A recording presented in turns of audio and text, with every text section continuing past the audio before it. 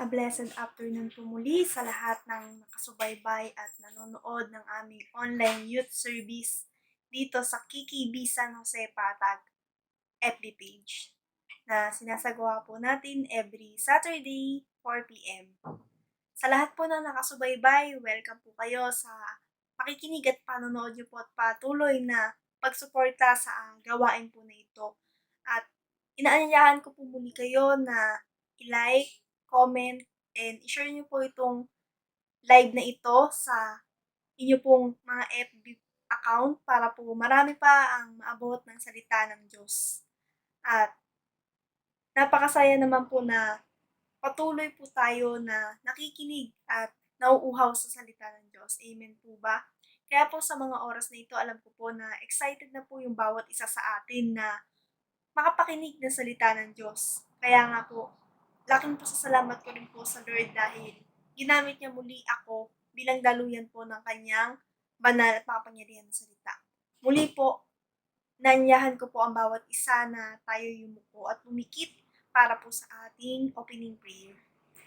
Yes, hallelujah, Panginoon. Maraming salamat po muli sa patuloy niyo pong pagbibigay sa amin ng buhay na nagmumula sa inyo at sa mga oras po na ito sa amin pong gawain sa online youth service na ito. Tunay nga po na samahan niyo po ang bawat isa sa amin even though na hindi ko man po kilala yung mga nanonood sa mga oras na ito. Hindi ko man po kilala yung mga nanonood sa iba't ibang dako ng lugar. Pero ikaw po, O Diyos, ang nakakilala sa bawat isa. At alam niyo po, Panginoon, na hindi aksidente na makapakinig sila ng salita mo. Na hindi aksidente na napapanood nila yung live na ito sa mga oras na ito. Tunay nga po na gamitin niyo ako as daluyan ng iyong salita.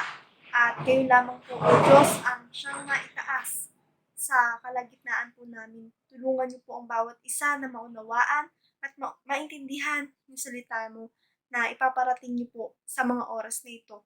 To you we be giving back all the praises, glory, and adoration. In the mighty name of Jesus we pray. Amen. Amen. So muli po, ako nga po pala si Lara Camille Vergara. Isa po ako sa mga kabataan sa KIL San Jose Patag. At muli po na sa gawain po na ito, wala po tayong ibang itinataas kundi ang salita at ang Panginoong Hesus lamang po na siyang tagapagligtas ng ating mga buhay. At sa oras po na ito, ang ating pong pamagat o ang ating title ng ating pag-uusapan is Becoming Pure in Heart. Napakaganda po ng ating pag-aaralan po sa mga oras na ito, Becoming Pure in Heart. So, samahan niyo po ako sa ating pong mga key scripture na ating pong babasahin. Kung meron po kayong mga Biblia or Bible app sa inyong mga cellphone, buksan niyo lamang po ito sa Mateo chapter 5 verse 8. So, babasahin ko po ito sa Tagalog. Sabayan niyo po ako. Ang sabi po dito, pinagpala ang mga may malinis na puso sapagkat makikita nila ang Diyos. At sunod naman po sa awit o Psalms 51 verse 10. Sabi po doon, isang pusong tapat sa akin ay likhain. Bigyan mo, O Diyos, ng bagong damdamin. At talo naman po tayo sa Psalms pa rin po. Psalms or awit 119 verse 11. Sabi po dito, ang banal mong kautusay sa puso ko iingatan upang hindi magkasala laban sa iyo kailanman. So ang Diyos po ang mapagpala sa pagkabasa ng kanyang banal at buhay na salita. Sabi po doon, di ba, blessed are the pure in heart, for they will see God. So, sa mga oras po na ito, kapain po natin mga puso natin. Pure ba ang ating mga heart, ang ating mga puso? So, alam ko po na alam ng Diyos ang sagot sa inyong mga isip or kung ngayon ay nag-aalinlangan ka kung pure ba yung puso mo, huwag kang mag-alala kapatid. Ang pag-aaralan natin sa mga oras na ito at ang tutukuyin natin is how can our heart become pure? Diba? Yan nga po ang ating title sa mga oras po na ito, Becoming Pure in Heart. So, pag-aaralan po natin, paano ba magkaroon ng isang dalisay Tagalog, dalisay, di ba? Yung pure. Dalisay o walang kapintasan. Aalamin po natin ano nga ba at o paano nga ba tayo magkakaroon nito.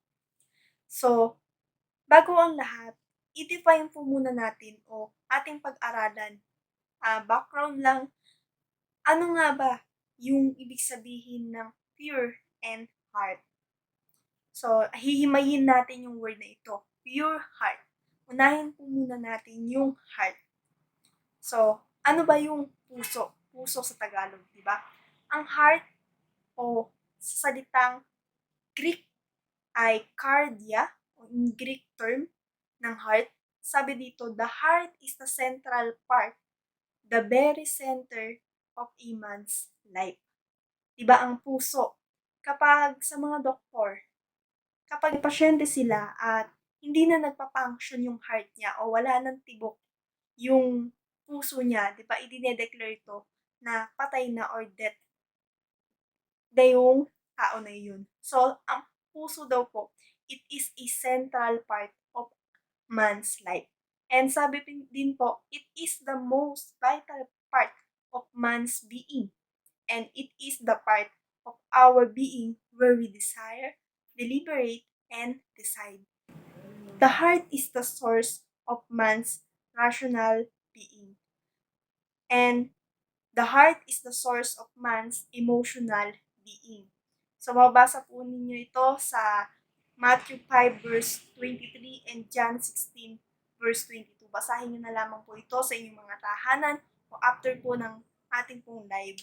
And then, sabi nga, the heart is the source of man's spiritual being. So, sabi nga po sa Romans 10:10, for it is with your heart that you believe and are justified, and it is with your mouth that you profess your faith and save. So, di ba nga, sabi, ito daw po yung source of spiritual being natin, yung puso. Paano natin ito masasabi? Dahil sa puso natin, ito yung tinitignan ng ating Panginoon. Nandito yung kung paano yung spiritual life natin, paano yung pag-ibig natin sa Panginoon. Ito ba ay pure o merong tayong bahid ng karumihan na gawa ng mga ating kasalanan na nagawa. And ano pa po? So, ayun po yung ibig sabihin ng heart. And then, pure. Ano naman ang ibig sabihin ng pure? So, ang pure daw po, ito ay tinatawag na kataros. And sabi po dito, to have clean heart, to be unsoiled, unmixed, unpopulated. Yun daw po yung ibig sabihin ng pure. Sa Tagalog, dalisay, ano pa bang term ng pure? Walang bahid, kapintasan, pure. Parang ito yung yung malinis, maputi, pure. Pwedeng ganun ang sabi nga po, without blemish, clean, undefined. Yun daw po ang ibig sabihin ng pure. And then, in the New Testament, it is used in an ethical and moral sense.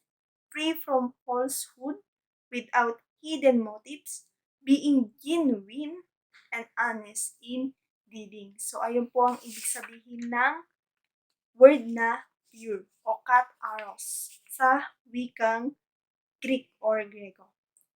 Sabi nga po dito, purity in the heart more valuable than ceremonial purity.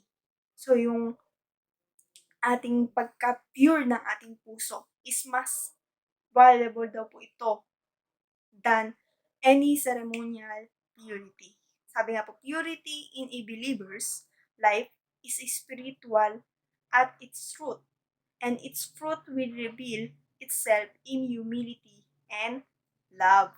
Sabi po dito, di ba, yung purity or yung pagiging dalisay ng isang mananampalataya o ng isang Kristiyano na naniniwala o tumanggap na sa Panginoong Hesus ay ito daw po yung pinaka-root o yung pinaka-ugat ng ating spiritual life kung saan ang nagiging resulta nito yung pagiging mapagkumbaba o yung humbleness natin and yung pagiging mapagmahal o yung love natin.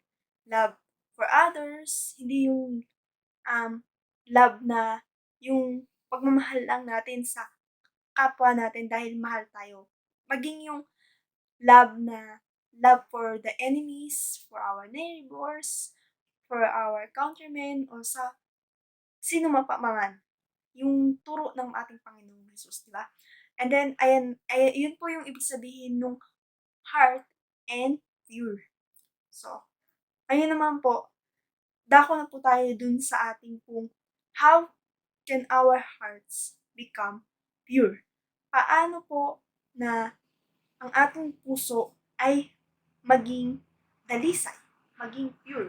Di ba may kanta nga po na pure heart? Sabi doon, give me a pure heart, give me a clean heart, di ba? Po dito, number 1, 7 points lang po ito. Kung meron kayong mga notebook or ballpen, pwede niyo po itong i-jot down para mapag-aralan niyo rin po sa inyong mga tahanan. Diba? Sabi po dito, honest heart examination. Number 1, paano tayo magkakaroon ng pure heart? Magkaroon daw po tayo ng pag-examine sa ating mga puso. So, atin na pong itanong sa ating mga sarili, pure ba yung puso ko? So, sabi nga po sa Awit 139 verses 23 to 24. Basahin ko lamang po sa wikang Tagalog. Sabi po doon sa verse 23, O Diyos, ako'y siyasatin, alamin ang aking isip. Subukin mo ako ngayon kung ano ang aking nais. Kung ako ay hindi tapat, ito'y inyong nababatid sa buhay na walang hanggan, samahan mo at ihatid. So, ako ay hindi tapat, kung tayo ay hindi tapat, ang Diyos ang nakakaalam. Ang Diyos ang nakakaalam ng ating puso.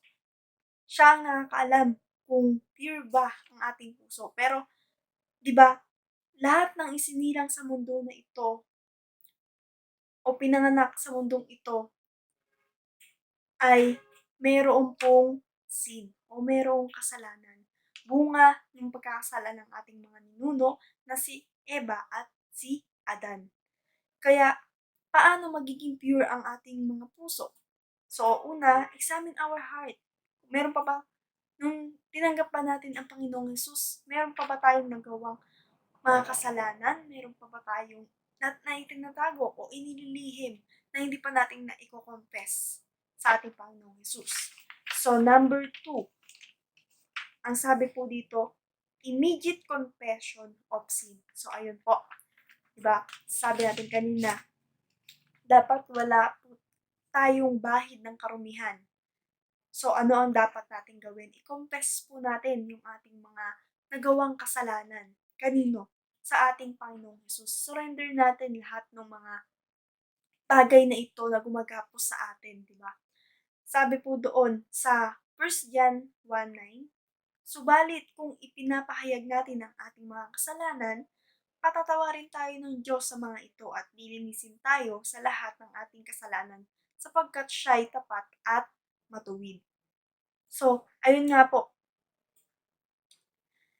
Kung tayo ay nagkasala, kung tayo ay may nagawang labag sa kautusan ng Panginoong Hesus, ano ang dapat nating gawin? Walang iba kundi mag-confess po natin to.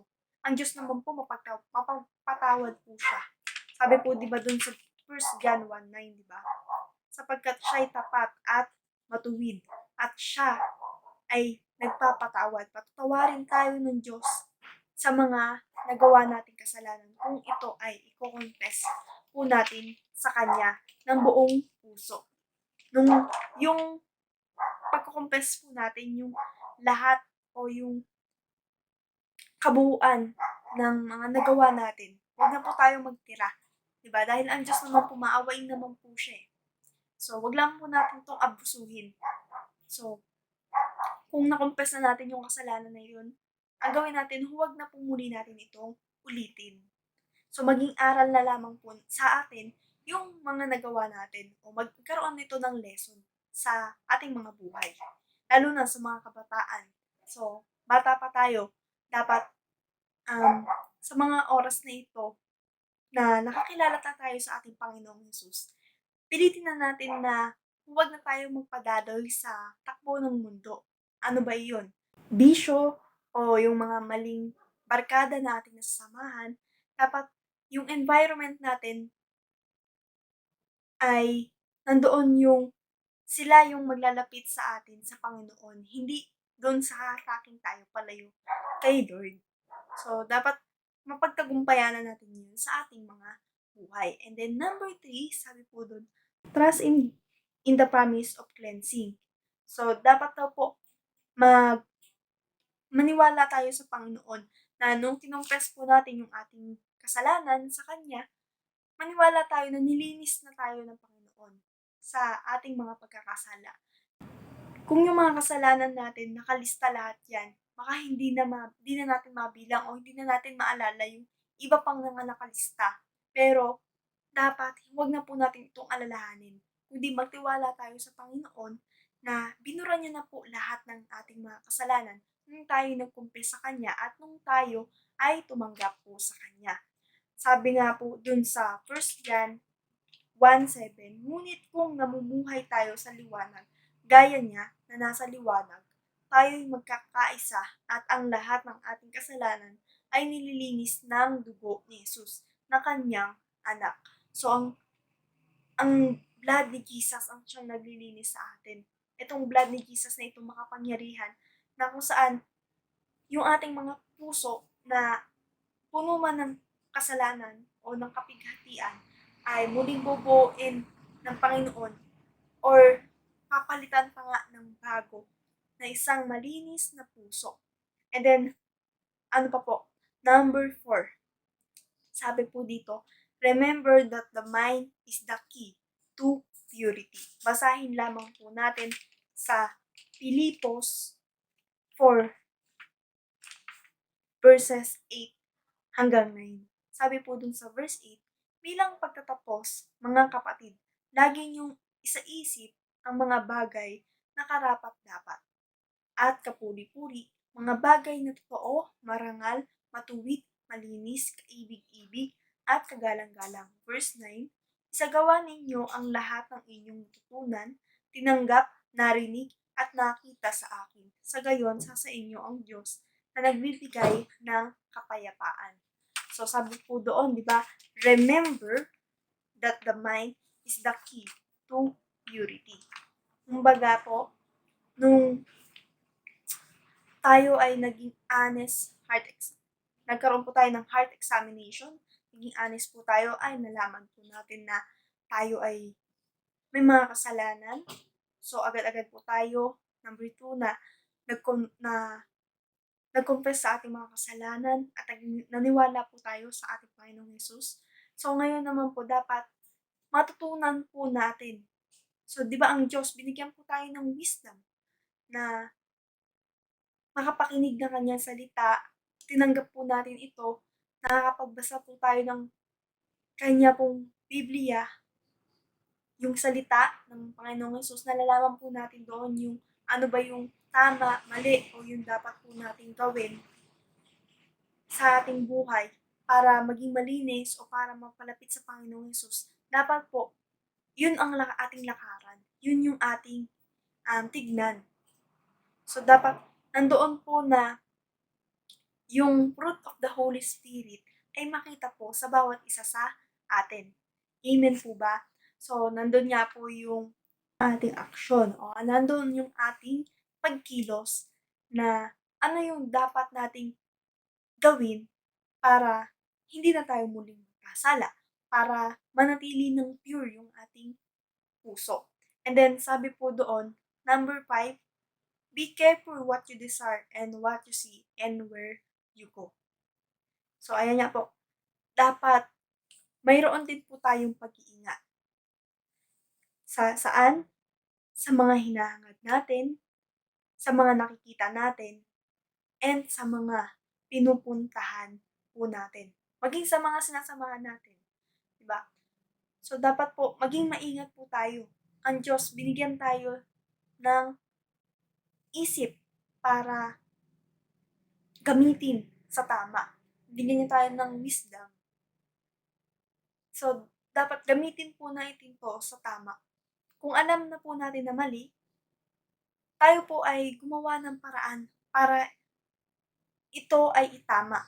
O kung ito ay kaya nating iwasan, lalo na po yung mga temptation o yung mga tukso sa atin, kung dapat po itong iwasan o kaya nating iwasan, iwasan po natin para hindi po mabahiran ng karumihan yung pure heart na ibinigay sa atin ng Panginoon.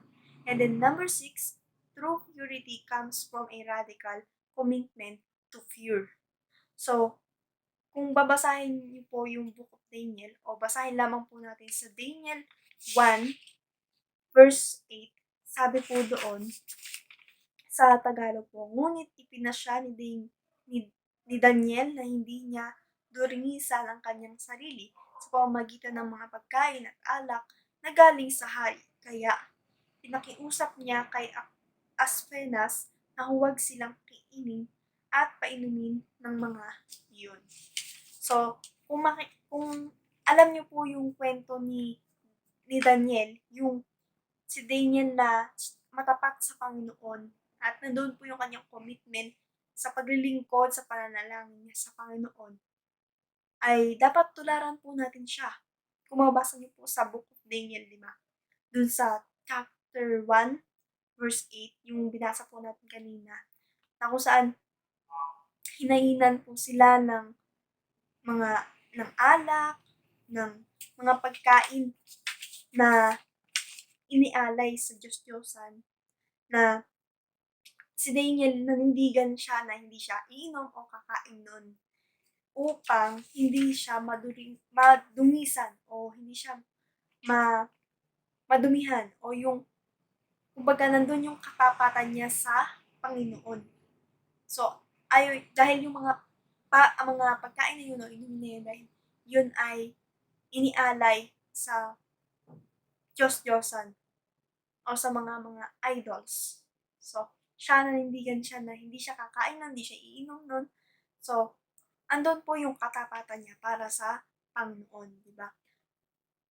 Sabi nga po dun sa atin din sinabi, true purity comes from a radical commitment to be pure. So, nandun po yung commitment niya na nananatili siya na hindi niya durinisan yung kanyang pagkatao. And then number 7 po, or last, be personally responsible and totally dependent on the Holy Spirit. Basahin lamang po natin sa John verses 8. Sabi po doon, pagdating niya ay kanyang patutunayan na mali ang mga taga-sanlibutan tungkol sa kasalanan, tungkol sa katuwiran, at tungkol sa paghatol ng Diyos. So, ang banal na espiritu po ang tinutukoy po dito. So, dapat po, be personally responsible and totally dependent on the Holy Spirit. Dapat po, magtiwala lamang po tayo sa banal na espiritu. Kung saan, kung meron po tayong gagawin o meron po tayong decision making sa ating mga buhay, ipanalangin po muna natin to at hiling natin sa Panginoon. Nagabayan tayo ng Holy Spirit. Kumbaga, dumepende tayo sa Kanya sa kung ano yung nais niya na gawin natin para hindi tayo mapahamak. Kumbaga, Holy Spirit must be our mentor. Siya dapat yung mentor natin sa ating spiritual life. Amen po ba? At maraming salamat po sa lahat po ng mga nanood at nakasubaybay sa ating pong online youth service. Muli po, sabay-sabay po muli tayo na tumutok next Saturday 4 p.m. dito po sa ating online youth service na pinapalabas po sa KKB San Jose Patag FB page. Maraming salamat po at muli po tayo po, inanyahan ko po ang lahat na yumuko at umikit para po sa ating pangwakas sa panalangin. Yes, hallelujah. Thank you, Jesus. Thank you, Holy Spirit, sa patuloy na pagtuturo niyo po sa amin. Maraming salamat po dahil binigyan niyo po kami ng pusong dalisay, puso na nagmumula lamang sa iyo, at puso na handa naming gawin ang mga pinag-utos mo upang hindi ito madumisan ay hindi po ito pabahiran ng kasalanan. Panginoon, nawa tulungan niyo po ang bawat isa kung mayroon po, Panginoon, na mga nanonood na nag-aalinlangan o hindi pa nakapag-confess ng kanilang mga kasalanan. Tulungan niyo po sila. Paunawa niyo po sa kanila na ikaw ay Diyos na mahabagin, Diyos na handang matatawad anumang pong kasalanan ang kanilang mga nagawa. Panginoon, patuloy nga po na turuan niyo po kami na dumepende lamang po sa inyong kakayanan, na huwag po kami dumepende sa aming mga kakayanan dahil kami ay kulang sa mga kaalaman at kayo lamang po makapagpuntin ng mga kakulangan sa aming mga puso. Maraming salamat po muli, Panginoon, dahil ginamit niyo ako sa kalagitnaan at sinamahan niyo. Tunay nga po na kayo lamang ang Diyos na aming tinataas at dinadakila. Patuloy na samahan niyo po kami sa mga panahon po na ito na dumaraan po kami sa pandemya. Ingatan niyo po ang bawat isa. Bigyan niyo po kami ng proteksyon na nagmumula sa inyo. Pakabalutan po kami ng inyong banal dugo. Maraming salamat po to you. We give him back all the praises, glory, and adoration. In the mighty name of Jesus we pray. Amen. Amen. So God bless us all po.